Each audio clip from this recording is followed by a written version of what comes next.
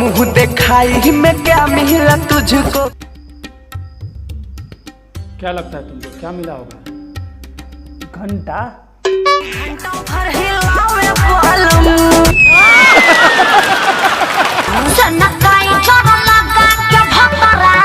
Honeymoon मनाया है। सुहागरात मनाए बच्चा लाके जरने तारा सुहागरात मनाए। कुछ नहीं दिया कलमुआ ने हमको। ये क्या कह रही हो मैडम? फिर में रात भर दबाया है। सही का ये तो अच्छा बात है ना मैडम, फ्री में रात भर दबाया है तो आपका शरीर का पूरा थकान भी दूर हो गया होगा। कि रे पगला वो कुछ और दबाने की बात कर रही है। अच्छा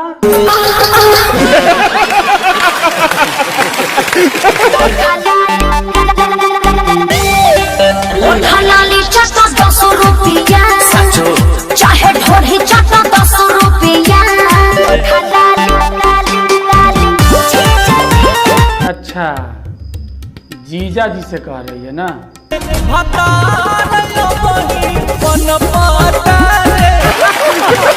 3 साल बाद वही सऊदी से। हाँ तो क्या सऊदी से आए हैं तो? पेट नहीं भरी कलौजी से। ये तो है मोहतरमा, बेचारा पूरे 3 साल बाद आया है सऊदी से। तो 3 साल बाद अगर सऊदी से आया है तो कलौजी से पेट नहीं ना भरेगा, उसको तो कुछ स्पेशल चाहिए। स्पेशल क्या? स्पेशल।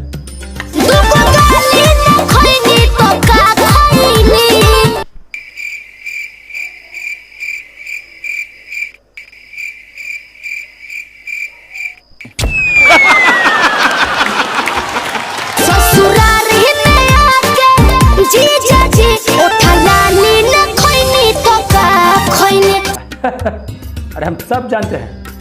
हाँ अब बोर के खाएंगे का हो भाई लोग? तेरू खइबो?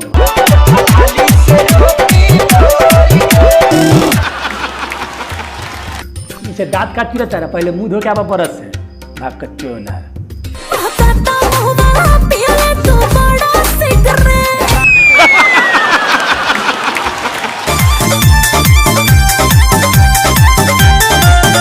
जियो करे जा जियो, सब धन ले जा। ले दे है ही साला छुछुना, पूरा छुछुना है।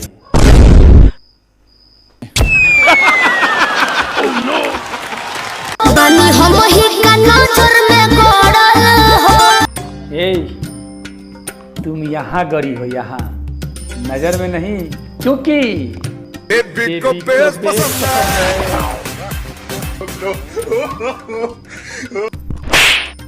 साला मेरा ये मतलब नहीं था, तो क्या मतलब था तुम्हारा?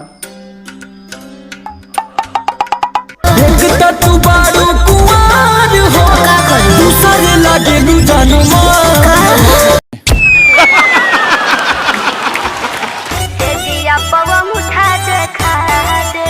कहाँ से जिया बांग उठा दिखा दे? हैं?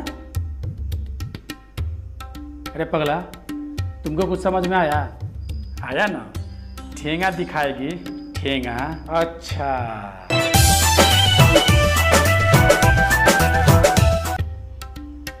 अरे पगला यह अंगूठा दिखा रहा है रे, यह अंगूठा है? हैं? ये अंगूठा करने वाली जगह दिखा रही है, अंगूठा करने वाली। अच्छा बूढ़ी में अंगूरी पवन सिंह करी है। नो नो नो नो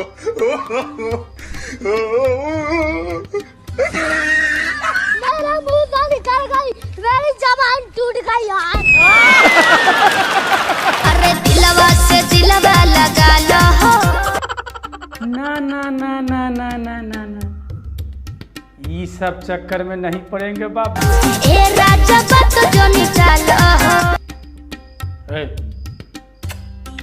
चलो तुम जाओ और थोड़ा सा मेरे तरफ से भी, हाँ?